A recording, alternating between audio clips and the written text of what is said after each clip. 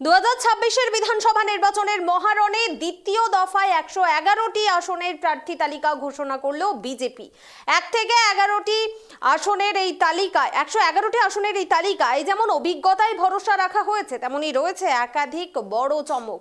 অর্জুন সিংকে কেন্দ্র বদল থেকে শুরু করে অধিকারী পরিবারের ছোট ছেলের বিধানসভা ভোটে অভিষেক, সব মিলিয়ে রণকৌশলে বড় বদল আনলো গেরুয়া শিবির। তবে রহস্য জিইয়ে রেখেই তালিকায় নেই পানিহাটির প্রার্থীর নাম।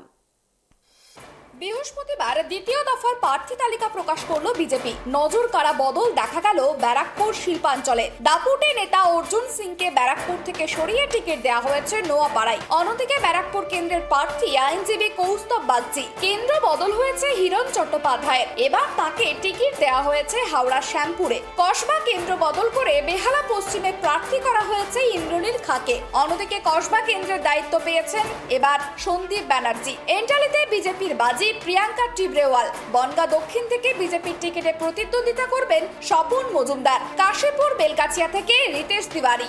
ঘোষকে হ্যান্ডেল করার কোনো প্রয়োজন নেই, কারণ অতীন ঘোষ বিগত 5 বছরে যা যা করেছেন তার জন্য তিনি যা যা করেছেন এলাকার মানুষ দেখেছে। তাই নতুন করে কোনো ব্যক্তিগত কথা বলার নয়, কোনো ব্যক্তিগত আক্রমণ নয়। আমি এই এলাকার মানুষ, আমি ওখানে জন্মেছি, ওইখানে বড় হয়েছি। কেউ আমায় দাদা বলে ডাকে, কাউকে আমি দাদা বলে ডাকি, প্রত্যেকে আমাকে চেনে। আমার যত বয়স এতদিন ধরে ওই এলাকার মানুষ চেনে। মাননীয় অতীন ঘোষ বিগত 5 বছর ধরে ওইখানে বিধায়ক ছিলেন, তিনি কলকাতার ডেপুটি মেয়র। তিনি যা যা প্রতিশ্রুতি দিয়েছেন এলাকার মানুষ জানে, তিনি কতটা করতে পেরেছেন, তিনি কতটা করতে পারেননি। এ সিদ্ধান্ত, এ হিসেব নিকেশ করার কাজ এলাকাবাসী করবেন। আমি এলাকায় কোনো রাজনৈতিক কথা বলে আমি মানুষের কাছে ভোট চাইবো না। আমি জানি, আমি ওই অঞ্চলের ছেলে, ওইখানে আমি আগে যেটা বললাম আমি সেই কথা বলবো। তার ভিত্তিতে আমি নিশ্চিত আমি এলাকাবাসীদের আশীর্বাদ পাবো। তবে রহস্য দানা বেঁধেছে পানিহাটি কেন্দ্র নিয়ে। জল্পনা ছিল আরজি করে নির্যাতিতার মাকে সেখানে প্রার্থী করা হতে পারে। তবে দ্বিতীয় দফার তালিকাতেও সেই নাম অধরাই থাকলো।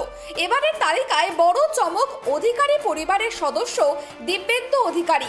এই প্রথম বিধানসভা নির্বাচনে নিজের গড় এগরা থেকে লড়াই করবেন তিনি। অন্যদিকে সোনারপুর দক্ষিণে রূপা গঙ্গোপাধ্যায় এবং টালিগঞ্জে পাপিয়া অধিকারীকে প্রার্থী করেছে দল। যাদবপুরে সর্বরী মুখোপাধ্যায় ও মানিকতলায় তাপস রায়ের ওপরেই ভরসা রেখেছে পদ্ম শিবির। মতুয়াগড়ে অবশ্য অশোক কীর্তনিয়া ও সুব্রত ঠাকুরের মতো বিদায়ী বিধায়কদের ওপরেই আস্থা রাখা হয়েছে। আন্দোলনের জমি সন্দেশখালী নিয়ে বিজেপির স্ট্র্যাটেজি ছিল দেখার মতো। সেখানে প্রার্থী করা হয়েছে সনদ সর্দারকে, আর হিঙ্গলগঞ্জে প্রার্থী হয়েছেন সন্দেশখালী আন্দোলনের মুখ রেখা পাত্র।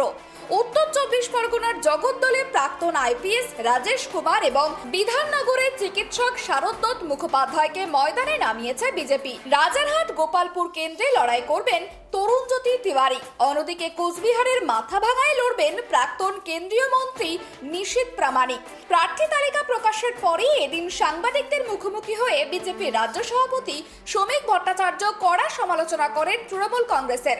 সেই সঙ্গে তিনি ফের একবার স্পষ্ট করেন রাষ্ট্রপতি শাসন জারি করে নির্বাচন করানোর বিপক্ষে তারা।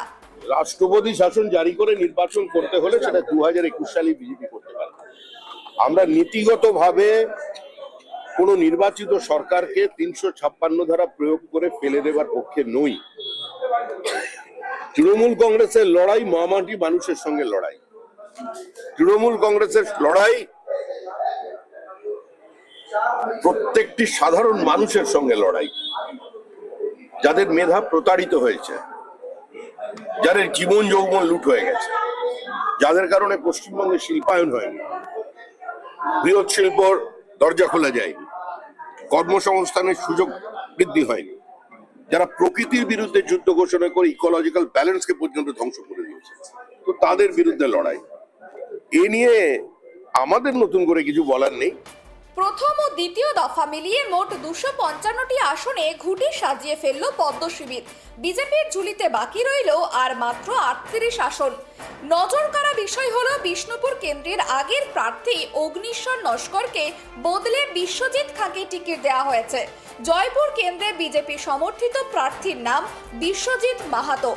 তবে প্রথম দফার তালিকা প্রকাশের পর বেশ কিছু জায়গায় অসন্তোষ দেখা দিয়েছিল। দ্বিতীয় দফা প্রকাশের পর ফের সেই ধরনের কোনো অসন্তোষ দেখা যাবে কিনা সেই নিয়ে যথেষ্ট চিন্তিত রয়েছে বিজেপি নেতৃত্ব। ক্যামেরায় স্বপন রায়ের সঙ্গে ত্রয়ন চক্রবর্তীর রিপোর্ট, KTV বাংলা, কলকাতা।